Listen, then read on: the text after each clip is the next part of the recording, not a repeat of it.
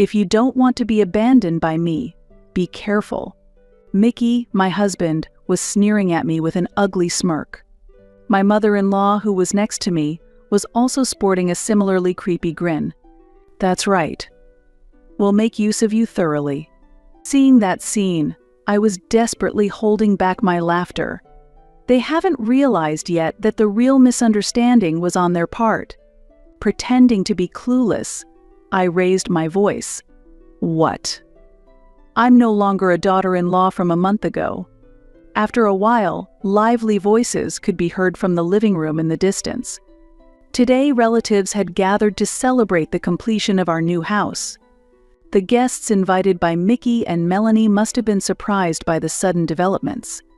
The moment they rushed into the living room, their faces turned pale at once. "You've done something outrageous. How could you do this?" "Don't worry. Everything was already prepared on this side. Now, the counterattack begins. My name is April Wilson. I'm a nurse working in a small clinic in town. I live with my husband Mickey and my mother-in-law, Melanie. We got married a year ago when I was 29 years old. Back then, I was working at a large hospital where I met Mickey as a patient. Mickey, who was hospitalized with a bone fracture, seemed to have fallen in love with me at first sight and began pursuing me earnestly during his hospital stay. "April, I've never met anyone as kind and beautiful as you. Please consider a serious relationship with marriage in mind." After being discharged, Mickey continued to fervently express his feelings. Eventually, his confident proposal from a man working at a major company moved my heart.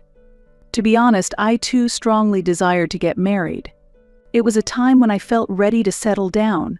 Though our courtship was brief, such progress was possible for working adults. Nevertheless, my father was slightly critical of this marriage plan. "Hasn't it only been 6 months since you met? Is there a need to rush into marriage? Are you sure there are no problems?" "There's no problem at all. Dad, you always worry too much. You were raised in a single-parent household, so it's understandable that I worry. I lost my mother when I was young, and thereafter, I was raised solely by my father. My busy father is currently on a work assignment out of state. My father eventually approved of the marriage, and we were able to hold our wedding. The Wilson family had many relatives, so it was a grand wedding. However, I soon came to realize something. My happiness had peaked at that moment, and my father's parental intuition had been correct. At the time of our marriage, Mickey had suggested that we live together with his mother. Mickey's father had passed away a few years ago, and he was concerned about his mother living alone. Having been raised in a single-parent household, I understood the sentiment of caring for a parent. Understanding his feelings for his mother, I accepted the proposal. Of course, I was aware that living together could easily lead to friction with my mother-in-law. However, before the marriage, I felt that my mother-in-law was very approachable and cheerful. With that in mind, we chose a duplex apartment suitable for 2 households, anticipating minimal impact on our lives. However, this expectation turned out to be overly optimistic. Simultaneously with our marriage, Mickey and his mother's personalities changed dramatically, and I ended up being exploited by them. After getting married, considering pregnancy, I decided to switch jobs to a clinic with no night shifts. With this situation in mind, my mother-in-law insisted that I had the time and pushed household chores onto me. Consulting Mickey about the situation was fruitless after our marriage. He shifted his focus to work-centric living, leaving household matters entirely to me. "Take care of my mother for me. I'm tired from work. Don't talk to me about such trivial things." Trivial things. I'm really struggling here. The problem is that you can't handle it properly. Generally, wives are expected to manage such things skillfully. Why can't you do that? Mickey always criticized me, insisting I manage things better. The man who had earnestly pursued me before our marriage seemed to have lost interest completely afterwards. His transformation was a profound disappointment to me.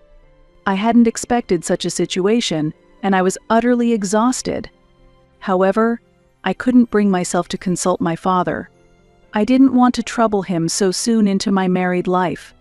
I tried to convince myself that Mickey and Melanie might be stressed by the new living environment. But their behavior only worsened day by day. Mickey frequently went out to drinking parties and seldom came home early.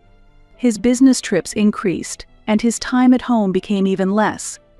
What was most unpleasant was that Melanie used a spare key to enter our place without permission while I was out. She would take my personal belongings without asking. Not only jewelry and bags, but she even took clothes that didn't fit her. When I found my expensive, stretched-out clothes dumped on the floor, I nearly cried and resolved to confront her. Please do not use my belongings without permission. Using the spare key to enter our place when I'm not here is an invasion of our privacy. However, Melanie completely ignored my complaint. What are you talking about? Moving between family members' rooms is natural. There's no such thing as privacy in a family. But in that moment, my anger took over, and I confronted her. Please apologize. This is utterly unacceptable. Unacceptable? What an exaggeration. I am a human being too. It's not unreasonable to have things I cannot forgive. If necessary, I will call the police. In response, Melanie, full of anger, retorted and shouted, "It doesn't matter. We are family, after all. Enough already." Shocked by her statement, I was at a loss for words. When Mickey returned home, I immediately told him about the incident, but he did not understand. Just before leaving the room to head to the bath, Mickey coldly said, "I expected some skills from you as a nurse, but you really are incompetent." Hearing those words, I felt unbelievable. I was overwhelmed by a sense of my world crumbling. This is impossible. I decided in my heart that I had to divorce. I didn't want to worry my father, but I was pondering how to bring it up and how to stand up to this mother-in-law and husband. A few days later, Mickey suddenly proposed buying a house. He was enthusiastic about building a custom home to his liking, and I superficially complied. Might as well let him build the house he wants. The harassment from Mickey and Melanie continued, and I became increasingly disheartened. The new house was nearly completed, and it was 1 month before moving. "Look, next month is the move. Are you done with the packing? It's almost finished. I've put away clothes and dishes that are no longer in use." Cardboard boxes were stacked in a corner of the room. Seeing that, Mickey smiled broadly. "Good for you, I'll take you to the next house too. Someone incompetent like you is useless wherever you go. Be grateful." However, I had already made up my mind. "I won't follow you anymore. Please divorce me." "What?" "I refuse to work as a servant for you and your mother anymore. I am requesting a divorce." The moment I said those words, Mickey's face turned fiercely angry with rage. He raised his hand towards me without hesitation. When I realized it, I was on the floor from the strong impact. "Don't get cocky. You're not a house servant or a wife anymore. You're a maid. Pay $100,000 to celebrate the new house." A maid. With my hand on my slapped cheek, I looked up at him in disbelief. Mickey, revealing his true nature without hiding his lack of humanity, raised his hand again while I was still dazed. Not just his hand, but his foot too, and the verbal abuses were mercilessly directed at me. I just endured. But that was just on the surface. They had no way of knowing my true intentions. Inside, I was planning my revenge. I could not be satisfied with just a divorce anymore. Mickey did not notice me smirking while I crouched. And a month later, we moved into the new residence. It was a custom-designed house that Mickey had personally involved himself in the planning of. The house featured a spacious bedroom with a single bed, a fitness room, a study, and a bedroom and hobby room for Melanie. However, naturally, there was no room for me.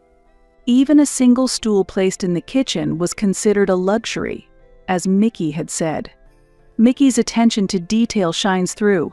"How wonderful this house is. Your mother must be delighted to live here." This makes me a proper adult now. I'm satisfied to have repaid my mother. I could only look on with cold eyes at such superficial displays of parent-child affection. I whispered quietly. Well, what a wonderful thing. Surely the relatives will be surprised by this. It was a small trap I had set. As expected, Melanie immediately jumped at those words. That's a great idea. Why don't we invite all the relatives to this wonderful house? Let's have a party to celebrate the new house. Yes, let's do that. Maybe I'll brag to my uncle and cousins as well. Excited. The two immediately contacted their relatives and planned a grand housewarming party. Melanie, who was adept at showing off, was busy preparing for the party. Of course, these preparations involved exploiting me. And then, the first big event in the newly built duplex took place. About 10 people gathered, primarily relatives of the Wilson family. With many people assembled, the house naturally became lively. Melanie, dressed stylishly, greeted the relatives at the entrance, while Mickey proudly showed off the new residence's living room. True to their nature as a pair fond of appearances, the interior was adorned with sophisticated decorations. Indirect lighting and houseplants created a pleasant atmosphere, and the table decorated with flowers and fruits was lined with fine Chinese ceramics, while classical music played in the background. In Mickey's home theater, a hobbyist's dream, captivating foreign landscapes were displayed on the screen. Meanwhile, I was constantly cooking in the kitchen. Mickey's unsuspecting relatives commented upon seeing me hard at work. "April, you're doing so well. Mickey is really lucky to have a wife as beautiful and diligent as you." That's not true. Just then, Mickey approached and spoke to me. "Come over here." "Ah? Okay." I had a bad feeling. Despite me still being in the middle of cooking, Mickey pulled my arm and led me to another room. Soon, Melanie followed, fixing me with a stern gaze. "I saw you looking happy being praised by my uncle." "That's not." "Don't lie, you were smiling." Then, Mickey looked down at me and sneered coldly. "If you don't want to be abandoned by me, be careful." Melanie, standing next to him, was laughing as well. Yet, I decided not to let it bother me. But I had a plan, too. I quietly glanced at the wall clock. It was almost time for my plan to start. With a purposely playful expression and tone, I said, "What? I'm no longer a daughter-in-law from a month ago? What?" As they stared at me in shock, I stood up confidently. "Do you remember what Mickey said a month ago? That I am no longer a wife, but a maid. Melanie, you've treated me like a maid too, so you think I'm not a daughter-in-law either, right? What are you trying to say?" As soon as I started speaking, the atmosphere changed and Mickey seemed overwhelmed. For a moment, he could not hide his confusion. Meanwhile, Melanie was snorting right next to him. "Yes, exactly. Since you are useless as a daughter-in-law, we treat you like a maid." When Melanie declared that, I was already listening to the murmur in the living room. It was starting. I secretly smiled. That's right. I am no longer a daughter-in-law, nor am I a maid. I am leaving this house. The moment I uttered those words, the murmur from the living room grew louder. Mickey and Melanie noticed the noise and began to panic. "What's that sound?" "Is that my voice?" When the two hurried into the living room, the relatives were engrossed in a video being played on the screen. It was a video that was painful for me to watch. The screen displayed a moment where Mickey was verbally abusing me and raising his hand to strike. "What is this?" Mickey exclaimed in the living room, his face turning pale. The relatives' stern gazes were fixed on him. Overwhelmed by their stares, Mickey trembled. In fact, I had secretly recorded the incident from a month ago. The moment he declared me merely being a maid, I had been gathering evidence of my husband's abuse and my mother-in-law's bullying for some time. Of course, these were necessary for the divorce proceedings, but my anger did not stop there. I had held on to them as material for revenge, specifically for today, it being a special day. During the housewarming party, I had set the video to play automatically. It was unfortunate to inconvenience the relatives, but it was a necessary step. Mickey, what does this mean? How terrible. I couldn't endure such a thing. This is... Faced with the relatives' cold stares, Mickey was unusually unsettled. Seizing the moment, I slammed the papers I had been hiding onto the table. There's no escape now, so please sign here. We are getting a divorce. The divorce papers I had prepared. Today, I step away from being merely a maid. Divorce? This is no joke. Just a typical marital dispute. Typical? It's normal to abuse and hit your wife? That's not a marriage. I'm sick of you. At my statement, the relatives uniformly nodded. Indeed, it seemed they were supporting me. After seeing such a video, it was clear who was at fault. While Mickey was still hesitating to sign, I presented the final option. Furthermore, it's clear you've been having an affair. I have gathered solid evidence of this too. What? I've always felt something was off with the way your earnings weren't increasing. I hired a detective agency to gather concrete evidence. It seems your affair is with the daughter of a client's CEO. This revelation will undoubtedly affect your career. I spread out the photos and documents of the evidence on the table for the relatives to see. The photos showed the two of them entering a hotel. Don't look. Please don't look. Mickey frantically tried to cover them up, throwing himself forward. I had a hard time suppressing my laughter at his ridiculous behavior. I will be seeking a fair share of assets from both you and your partner. Since she is also married, there might be claims from her side as well. It's not. That's not right. What exactly he thought was wrong wasn't clear. As usual, Melanie supported Mickey's excuses. What are you talking about? An affair is nothing. It could even be said to be a mark of a man. I've told you repeatedly that you're not fit to be a wife because you can't forgive even this much. It seemed like Melanie still did not realize. She didn't see how her comments were causing discomfort among the relatives. I looked at her with a cold gaze, while assessing my next move. Melanie, do you remember the terrible things you've done to me? As I said this, I started fiddling with my smartphone. In fact, I had set it up to control the videos from this phone. I selected a specific video and projected it onto the large screen. You imposed housework like laundry and cooking on me, entered my room without permission when I was away, used my belongings. Oh, and there was also the time you tried to wear clothes that didn't fit you, stretching them to the point they couldn't be used anymore. The screen displayed Melanie's rude behavior. Scenes of her throwing laundry and nitpicking over the cooking were shown. When the video showed Melanie sneaking into the bedroom, gasps of surprise erupted from the female relatives. These harassments were perfectly captured by the surveillance cameras. What is this? Filming our house without permission. This is a violation of privacy. Melanie screamed angrily. It was too convenient for her to claim a violation now, when she had denied my privacy rights before. Filming and revealing what happens inside a home is clearly a privacy violation. But at this point, I no longer cared about any accusations. After all, it was Melanie who had barged into my room uninvited and behaved as she pleased. It was clear who was acting inappropriately. The screen prominently displayed Melanie rummaging through clothes and accessories. She looked like a thief. Stop it. Don't look. Melanie's face finally turned pale. Behind her, the female relatives commented, even Melanie. That's just awful. Unbelievable. If someone did that to me, I'd call the police immediately. They intensified their criticisms. Melanie grew increasingly flustered, but I pointed at her firmly and spoke loudly. What I cannot forgive the most is that you broke a keepsake from my deceased mother. It was something precious, and you tried to laugh it off. You haven't paid a cent for the repairs.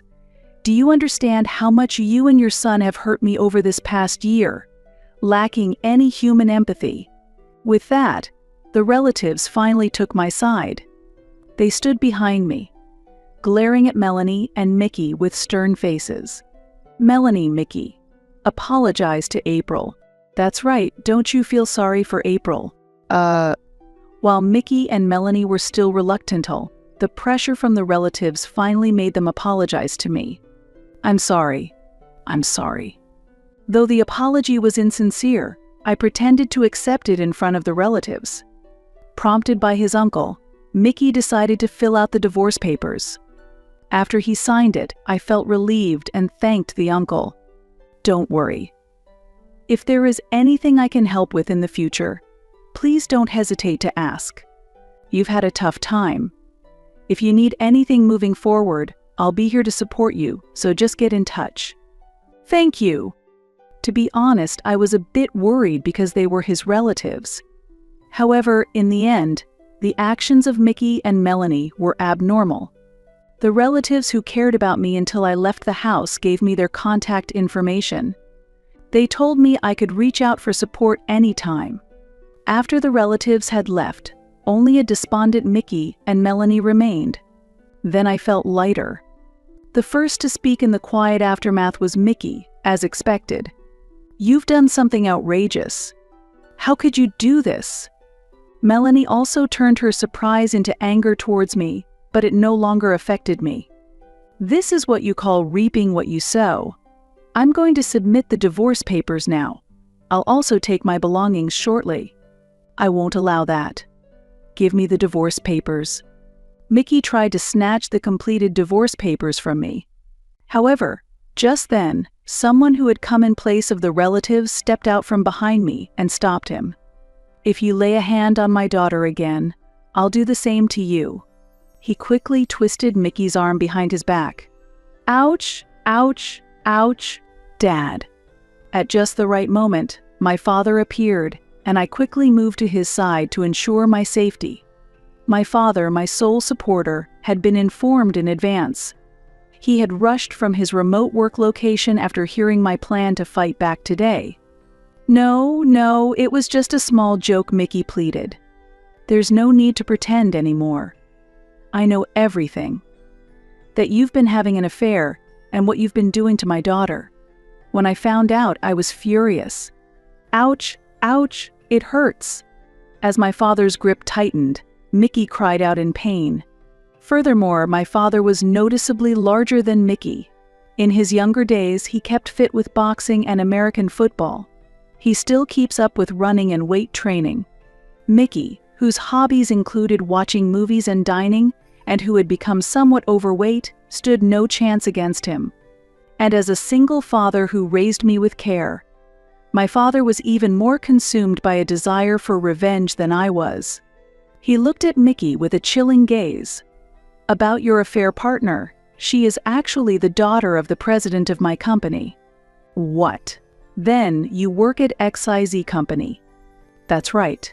I'm the executive vice president of XIZ Company." Mickey's face became pale in a matter of seconds. "I have already reported this matter to the president. Furthermore, according to the young lady, you initially hid the fact that you were married when you approached her. While she also bears some blame for continuing the relationship after the truth came out, the president was very angry with your tactics." At that moment, Mickey looked more desolate than at any other point today. It was the first I heard that my father's company was connected to Mickey's workplace. As I was still processing the surprise, my father, with a smile, returned to his stern gaze towards Mickey. "For your company, our company is a significant client. Honestly, there are plenty of other options available to us even without your products. But about that, when terminating our dealings, I will make sure to inform your president that due to issues on both sides, continuing business would be difficult. All transactions will be halted." Hearing these words, Mickey screamed and slumped down in despair. With this, Mickey will lose not only his prospects for advancement, but also his place in the company. His actions had caused trouble for the company. Mickey was completely drained of energy and stood dumbfounded. Beside him, Melanie screamed at my father, who was moving out my luggage, calling him a demon, a devil. Hearing this, I wondered if she was actually talking about herself. But the joy of leaving this house was greater. Excited to be moving my things, I transported all my belongings. Then, I got into the truck that my father had driven, and we set off. As the door closed and the car started moving, I saw them chasing after us in the rearview mirror. Thief. Leave the maid and your belongings behind. Do you really think my company will believe you? Losing the contract with XYZ company won't affect us at all. Hearing that, I was dumbfounded. Surrounded by such people, it's amazing you managed to live there at all. I think so too. Their disgraceful behavior was painful to watch until the very end, and it surely must have been witnessed by the neighbors as well. Residents peered out their windows, listening to their voices. I felt sympathy for anyone who had to continue living near them. After we turned the corner and they were out of sight, I expressed my gratitude to my father. "Thank you so much for everything today, Dad." "Not at all. I'd do anything for my precious daughter," he said with a smile, my hero, unchanged from my childhood. Later, the divorce papers were successfully processed. Given the abundance of evidence, it was only natural that Mickey was found to be at fault. We also settled the division of assets. Although the house went to Mickey, he seems to be struggling with the mortgage for the new home. Originally, he had relied on my income as a nurse and had chosen only high-end materials for the construction. That luxurious house was actually not suitable for our real lives. Due to Mickey's showy nature, both the title and the mortgage of the house were solely in his name. His savings were rapidly depleting due to the hefty monthly mortgage payments. I am truly relieved that we did not take out a joint mortgage. Of course, Mickey was also obligated to pay property division. He was being claimed not only by me but also by the spouse of his affair partner. Since the president of his company was monitoring the payments, there were no delays in payments. The president had decided to ensure that the compensation would be paid to regain trust and was paying close attention to the payments to me as well. Mickey felt uncomfortable at his workplace and was in a psychologically uneasy situation. He was effectively sidelined within the company. How did it come to this? It remains as to how much longer Mickey, who has always been ostentatious, can endure his current circumstances. Moreover, the president's daughter, who was his affair partner, has also divorced and has been fired from the family company, XYZ Company, where she previously worked. I was also firmly demanding an apology from her. Having lived a pampered life as the president's daughter, she probably wouldn't realize her mistakes without going through something like this. She now faces the harsh realities of society, while Mickey faces the severe backlash of a society he once viewed lightly. Both are terrified daily by the enormous amounts they have to pay. Meanwhile, Melanie has begun a path of self-destruction. Knowing her son is financially struggling, she started working part-time but committed misconduct. She secretly stole many food items from the supermarket where she worked part-time. When the inventory numbers did not match, the manager who suspected something checked the surveillance cameras and caught Melanie secretly taking items. When questioned, she did not show remorse, reportedly arguing, "There's so much here, a little bit will be fine. It's because you're so stingy that this store isn't doing well." Moreover, she was shocked to learn that she had been reselling some of the stolen goods online. Such actions eventually led to her arrest by the police, and she became a notorious figure in the community. Even after being released, she seems to live in that house, but it's a far cry from the fine home it once was, now completely run down. The house, built to keep up appearances, soon fell into disrepair due to a lack of regular maintenance. Years later, I learned that it had come to be known in the community as the garbage house. One day, 3 years after the divorce, I found myself deeply contemplating marriage again. Encouraged by a friend, I decided to remarry a kind-hearted and gentle person who understood and supported me emotionally. I introduced him to my father, who quickly gave his approval, and I felt a true sense of relief about starting my married life again. Later, we were blessed with energetic twin boys, and our home became filled with vitality. However, parenting was challenging, and the generous support of our parents was indispensable. My in-laws were warm-hearted people who always valued proper manners and continued to respect my opinions and thoughts in parenting. After overcoming the hardships and challenges of my past, I was profoundly grateful to have met such wonderful people. My father also deeply loves his grandchildren, and his happy, doting expressions when with them are unlike any I've seen before. Peekaboo. Look, it's Grandpa. Oh, Dad, your face is so unguarded. Really? Do you think so? Although my father tries to compose his smile, he quickly returns to his gentle expression, completely embodying the face of a grandfather. Watching him makes me feel overwhelmingly happy. Beside me, my husband smiles warmly and leans in close. Thank you for blessing me with such wonderful children. Let's continue to be happy together. Yes, thank you so much. Moving forward, I am committed to nurturing a loving and warm family. Together with my beloved family, I look forward to building a new happiness.